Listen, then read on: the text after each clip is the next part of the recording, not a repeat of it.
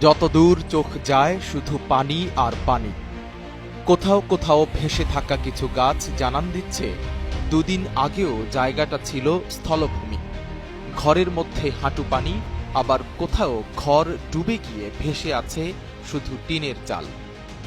প্রবল স্রোতে ভেসে গিয়ে নিখোঁজ আছেন অনেকেই। গবাদি পশু আর হাঁস মুরগি তো ভেসে গেছে আগেই।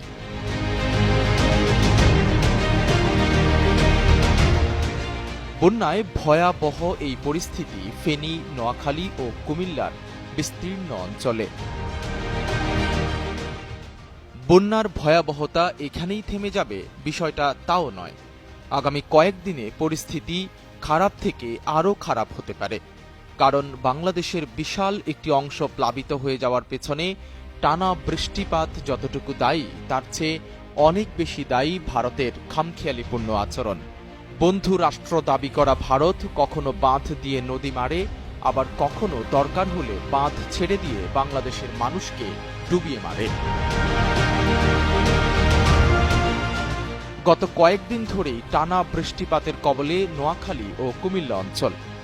এর মধ্যেই মরার ওপর খাঁড়ার খায়ের মতো বুধবার ত্রিপুরা রাজ্যের ডম্বুর জলবিদ্যুৎ প্রকল্পের বাঁধ খুলে দিয়েছে ভারত।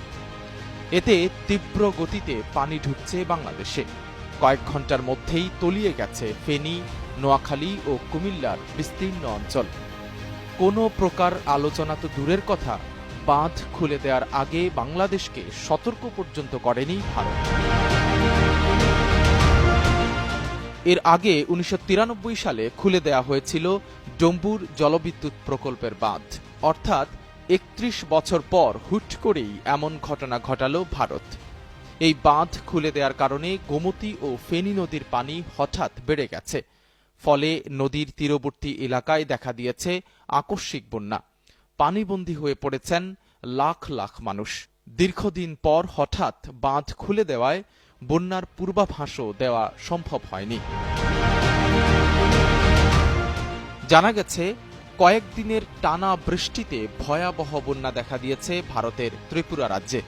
সেই পানি বের করে দেওয়ার জন্যই খুলে দেওয়া হয়েছে বাঁধ।